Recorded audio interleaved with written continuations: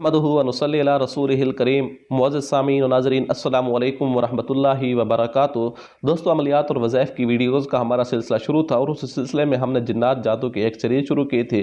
تو دوستو، اس کے اندر ہم نے ایک پہلی ویڈیو بنائی ہے جس کے اندر ہم نے بتایا تھا کہ عملیات کے اندر تین طرح کے ذہن رکھنے والے لوگ ہیں۔ ایک تو افراط، یعنی حد سے زیادہ جنات کو اور جادوں کو اور موکلین کو جو ہے ان کی عبادت پہ لگے ہوئے ہیں، اللہ کا در چھوڑ کر موکلوں سے، جنات سے، شیاطین سے اور فرشتوں سے مدد طلب کر یہاں تک بات ہوتی تو بھی آگے چل گئی۔ اس سے یہ ہے کہ کتوں سے بھی مدد طلب کرنے لگ گئے اور مدد مانگنے لگ گئے۔ افراط یہ گل کھلا رہا ہے۔ اس جو ہے اگلا جو ہے دوسرے لوگ وہ ہیں جو اپنے آپ کو بہت بڑے موحد اور جو ہے اس قسم کا کہنے والے لوگ بھی جو ہے عملیات کے اندر تفریط اتنی کر گئے کہ ہر دوسرے تیسرے کے اوپر جادوگر اور کفر کا فتویٰ لگانا شروع کر دیا ہے۔ تو انہوں نے بھی دیمک کی طرح جو ہے دین کو چاٹنے کی ایک کوشش کی ہے۔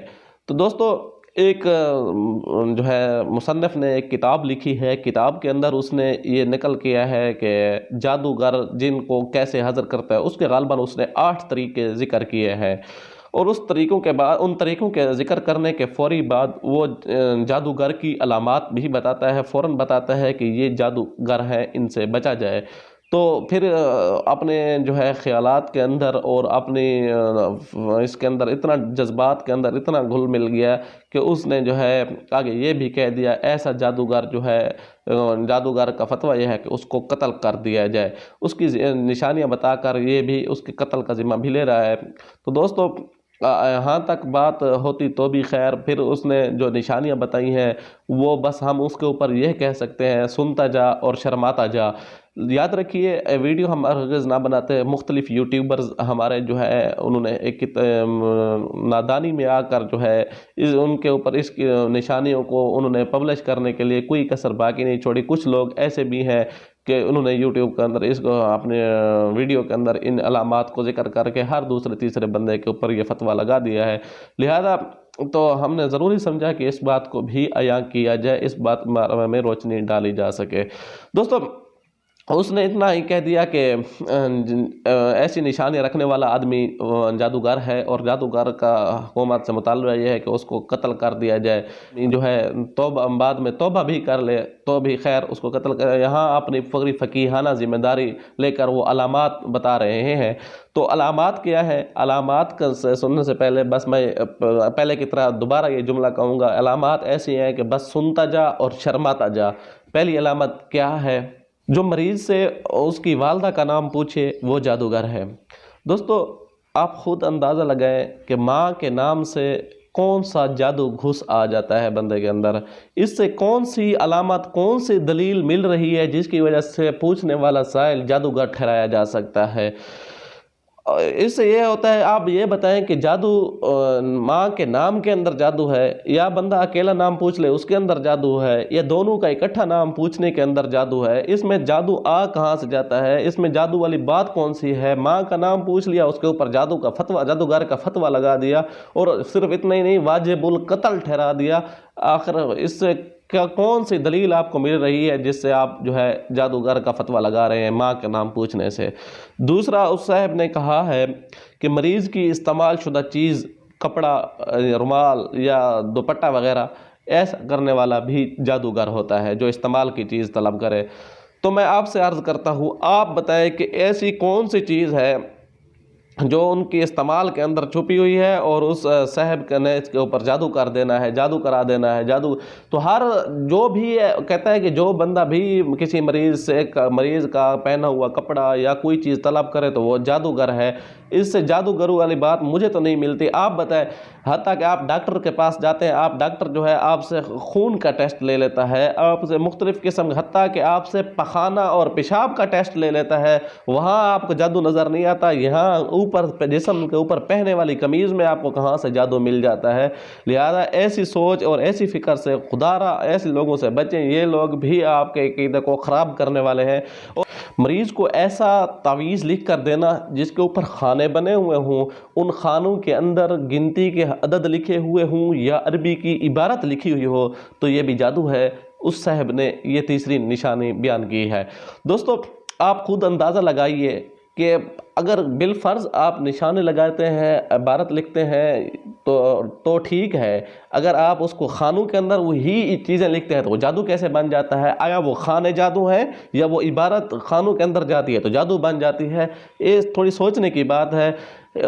مصنف صاحب نے یا ان لوگوں نے جنہوں نے اس چیز کو نمایاں پیش کیا ہے، تو ان سے سوال بنتا ہے آیا آپ کے نزدیک جادو ہے کیا؟ وہ چیز وہی قرآن کی آیت ہے، آپ اس کو سیدھا کاغذ پہ لکھتے ہو تو وہ جادو نہیں ہے، اگر آپ اس کو خانوں کے اندر لکھ لیتے ہو تو یہ اس کو جادو قرار دے رہے ہیں۔ تو جناب من یہ جادو کی صورت ہرگز نہیں ہے۔ آپ جو ہے قوم کو، عوام کو بے وقوف مت بنائیں، اسلام کو ہرگز نہ چاٹیں۔ تو یہ کہتے ہیں کہ ہند سے لکھنا یہ جادو ہے۔ آیا بھئی عاملین بعض دفعہ یہ ہوتا ہے کہ کوئی چیز سمجھتے ہوئے کچھ قرآن کی آیات کو کوڈ ورڈ میں جو ہے حروف ابجدات کے ذریعے جو ہے ان کے عدد نکال کر جو ہے ان کو کوڈ ورڈ میں لکھتے ہیں۔ اس کی ایک قسم ہے، اس کا ایک فن ہے، اس کو سیکھیں، آپ کو پتہ چلے کہ کیا وجہ ہے، کس وجہ سے وہ چیز لکھتے ہیں۔ ایسا ان کے اوپر جو ہے تان و تشنیع کے الزام نہ ٹرے۔ جب ان سے مزید پوچھا جائے کہ اس میں سے جادو آپ کو کیوں نظر آیا، وہ کہتے ہیں جی اکثر تو وہ کہتے ہیں اچھا اس کے مصنف صاحب نے یہ اپنی کتاب کے اندر یہ بات لکھی ہے کہ جو ان علامات میں سے کوئی علامت بھی کسی کے اندر پائی جاتی ہے تو وہ جادوگر ہے۔ جناب من آپ نے ہمیں جو ہے لکھنے والوں کو جو بھی اس کام کرتے ہیں تو ان کو آپ نے جادوگر ٹھہرا دیا اور اس نے واجب القتل بھی قرار دے دیا۔ جناب من یہ ہے کہ اس میں سے جادو گھسا کیسے؟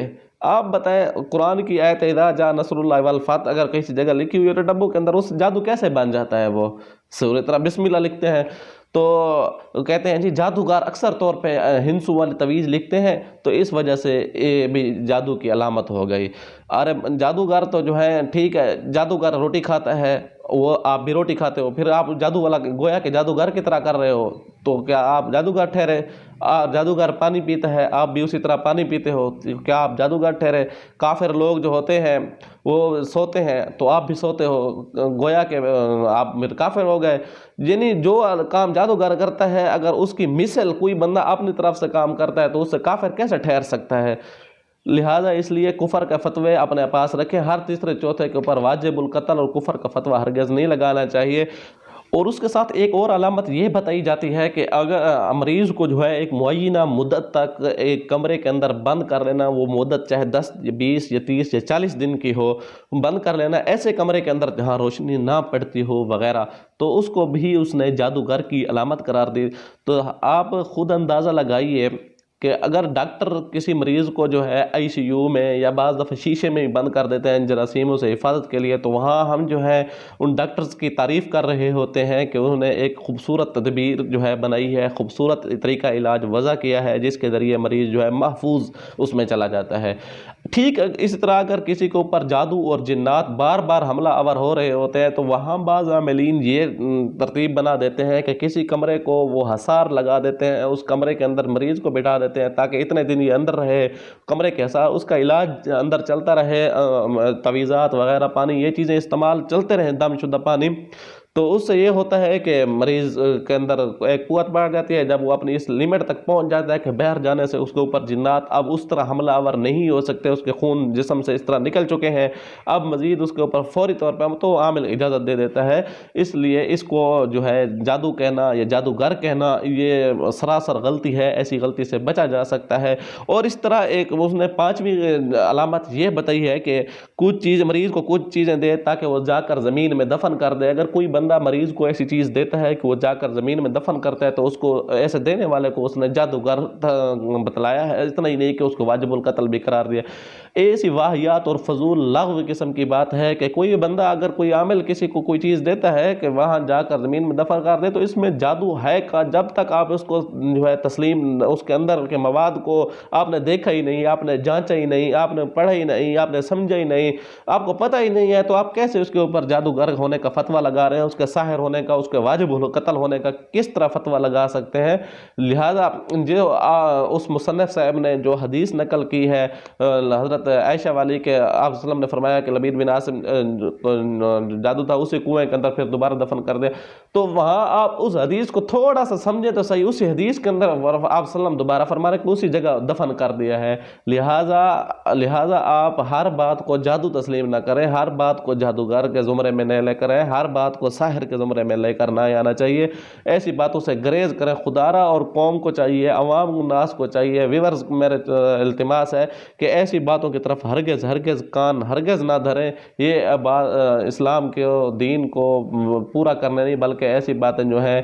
اور یاد رکھیے میں اکثر طور پہ کہتا رہتا ہوں، عملیات کا جو شعبہ ہے یہ شرعی شعبہ نہیں ہوتا، یہ تجربی شعبہ ہے. اس کے اندر ایسا عمل کوئی بھی ہو جو شریعت کے مخالف آ رہا ہو، کوئی لکھائی ہے، کوئی پڑھائی ہے، کوئی بھی چیز ہے جو شریعت کے مخالف آ رہی ہے، دلیل کے ساتھ آپ بتائیں کہ اس کے اندر ناجائز ہونے کی دلیل کون سی ہے. اس بتائیں آپ جو آپ نے یہ جادوگر کا فتویٰ لگے اس کی شرعی دلیل بتائیں، شریعت کے اندر اس کی روشنی میں اس کی کوئی دلیل بتائیں. ہاں اگر ایسی کوئی دلیل آ رہی ہے ہم آپ کے ساتھ کھڑے ہوں گے، ہم ایسے لوگوں کو روشناس کرائیں گے آپ عوام کے سامنے. لہذا ایسا ہر کسی کے اوپر فتویٰ نہیں لگانا چاہیے. اور چھٹی علامت یہ بتائی ہے کہ کاغذ کے ٹکڑوں کے اوپر کوئی چیز لکھی ہو اور مریض اس کو جلا کر ناک کے ذریعے سونگھے تو یہ بھی انہوں نے جادوگر اور جادو کی علامت بتائی ہے. تو یاد رکھیے کہ بعض دفعہ عاملین ایسے ہوتے ہیں کہ اپنے تجربات کی روشنی کے اندر یہ چیزیں بتا رہے ہوتے ہیں کہ یہ تعویذ ہے، اس کو لکھ لیتے ہیں. بعض تعویذوں کو جو ہے کاغذ پر لکھ کر ان کی جلانے کی کیفیت بنا دیتے ہیں. تو جناب من اس میں سے جلانے میں سے آپ کو کون سا جادو نظر آ رہا ہے؟ اگر آپ نے جو جادوگر ہونے کی دلیل بتائی ہے تو اس میں وجہ بتائی ہے، دعویٰ کیا ہے تو دعوے کے اوپر دلیل ضرور بنتی ہے. آپ دلیل تو دیں کس وجہ سے آپ کو جادو نظر آ رہا ہے. بعض تعویذ ایسے ہوتے ہیں جن کو جلانے سے فائدہ ہوتا ہے، بعض کو پلانے سے فائدہ ہوتا ہے، بعض کو پڑھ کر پھونک مارنے سے. تو یہ تجربہ کار عامل ہی اس چیز کے بارے میں بتا سکتے ہیں. تو جناب نے یہ دعویٰ کیا، یہ دعویٰ بھی پہلے دعووں کی طرح غلط ہے. لہذا کسی کو ایسے جادوگر نہیں بنانا چاہیے. اور اس کے ساتھ ساتھ ایک اور علامت بتائی ہے کہ مریض کے لیے چند علیحدہ حروف یا کسی کاغذ پر یا سفید رنگ کی مٹی چینی کی پلیٹ کے اوپر کچھ حروف قرآنی حروف لکھنے سے، اس کو گھول کر پلانے سے بھی یہ بھی جادوگر ہونے کی علامت ہے.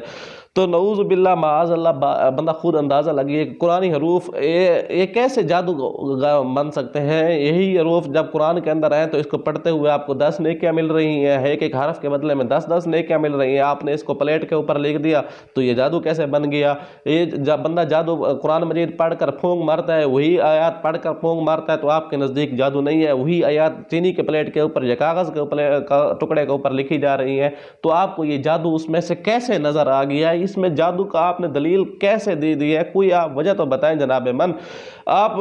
میں پہلے بھی التماس کر رہا ہوں، آپ نے جتنی بھی آپ نے دعوے کی ہیں کہ یہ جادوگر ہونے کی فلاں علامت ہے فلاں علامت ہے، تو اس میں سے کوئی ایسی علامت آپ نے کسی دعوے کے اوپر آپ نے دلیل نہیں دی. لہٰذا آپ کے سارے دعوے ٹھوس. اگر اس طرح کے جادو کی علامتیں کوئی بھی لکھنے لگ جائے تو ہزاروں نہیں، سینکڑوں نہیں، لاکھوں کی تعداد میں لکھ سکتا ہے. آپ سے زیادہ اچھی لکھ سکتا ہے اور آپ سے اچھی زیادہ بیان کر سکتا ہے. آپ کسی مسلمان چاہیے تو یہ تھا کہ آپ کو کافروں کو تبلیغ کرتے، ان کو مسلمان کرتے، کافروں کے مسلمان کرتے، بے نمازیوں کو نمازی. آپ جو ہے پہلے جو نمازی ہیں، مسلمان ہیں، پکے مسلمان نماز پڑھ رہے ہیں، آپ ان کو مزید ان کے اوپر کفر کے فتوے لگا رہے ہیں. آپ اس دائرہ اسلام سے اتنی بڑی شخصیات نہیں ہیں جناب من. ایسے لاہ لاب بکواس قسم کے دعوے جو کر رہے ہیں ایسے لوگوں سے پرہیز کرنے چاہیے. اور یاد رکھیے ایسے دعوے ہیں جن کی کوئی حقیقت نہیں ہے. کل کو کوئی اٹھ کر یہ لکھ دے کہ دیوار کے ساتھ بیٹھ کر ٹیک لگا کر دم کرنے والا وہ بھی جادوگر ہے، نیلے قلم سے لکھنے والا وہ بھی جادوگر ہے، فلاں جو ہے کاغذ کے اوپر لکھنے والا یہ بھی جادوگر ہے، تعویذ کرتے ہوئے سر سے جو ہے فلاں قسم کا امامہ نہ باندھے تب جادوگر ہے. تو اس لیے ایسی دلیلیں جتنی بھی ہیں یہ ساری فرسودہ ہیں، کس کی کوئی حقیقت نہیں ہے. ہم ایسے لوگوں سے جیسا میں نے پچھلی ویڈیو میں بتایا کہ افراط والوں سے بچنا چاہیے، تفریط والوں لوگوں سے بھی بچنا چاہیے. اور ہم جو بتا رہے ہیں وہ ہمیں اللہ تبارک و تعالیٰ نے امت وَكَذَلِكَ جَعَلْنَاكُمْ أُمَّةً وَسَطًا، ہم نے تمہیں معتدل امت بنایا ہے، اعتدال والی امت بنایا ہے. تو ہمیں چاہیے اعتدال کا راستہ اختیار کریں. ایسے لوگوں سے بھی بچیں جو جنات سے، شیاطین سے، فرشتوں سے، حتیٰ کہ کتوں سے اور ان جہل لوگوں سے مدد طلب کرنے کے لیے ان کے سے جو ہے تعویذ لکھتے ہیں عجیب قسم کے. فرعون جیسے میں نے پچھلی ویڈیو میں بتایا ہے، ایسے لوگوں سے بھی پرہیز کریں۔ اور تفریط والے جیسے جو ہر چیز کو جو ہے جادو کے وجود کی بھی نفی کر رہے ہیں، جنات کے وجود کی بھی نفی کر رہے ہیں، اور جو ان کا علاج کر رہے ہیں، جو ایسی چیزوں سے صحیح معنی شریعت کی روشنی میں علاج کر رہے ہیں، کچھ شریعت کے متقاضی یا شریعت کے منافی چیز عمل نہیں کر رہے، تو شریعت کے اندر حدود کے اندر رہ کر اپنے تجربات کی روشنی میں کام کر رہے ہیں، جادو لوگوں کا سینکڑوں نہیں، ہزاروں نہیں، لاکھوں کی تعداد میں لوگوں کو فائدہ ہو رہا ہے، تو ایسے عملوں کے پیچھے جو لوگ پڑے ہوئے ہیں، ایسے لوگوں سے بھی بچنا چاہیے۔ ہمارا تیسرا طبقہ کیا ہے؟ اعتدال کا طبقہ ہے، اور اس طبقے کے ساتھ جڑے رہنا چاہیے۔ میں نے قرآن کی آیت بتائی ہے، وَكَذَلِكَ جَعَلْنَاكُمْ أُمَّةً وَسَطًا، ہم اللہ تبارک و تعالیٰ نے جو ہے اعتدال کا راستہ دیا ہے، اور ہمیں چاہیے کہ ہم اسی راستے سے رہیں، ایسے لوگوں سے ہرگز پیچھے نہ پڑے جو شریعت میں عملیات کی آڑ کے اندر شرکی اعمال کی طرف لے کر جاتے ہیں، غیر اللہ کی طرف راستہ لے کر جاتے ہیں، اور ایسے لوگوں کی طرف بھی نہیں جانا چاہیے جو آپ کو جو ہے ہر دوسرا تیسرا بندہ کافر کرتے ہیں، کافر اور کفر کا فتویٰ اور جادوگر کا فتویٰ ٹھوس کرتے ہیں، ایسے لوگوں سے بھی پرہیز کرنی چاہیے۔ امید ہے آپ کو یہ ویڈیو اچھی لگی ہوگی۔ آنے والی ویڈیو تک کے لیے اللہ حافظ۔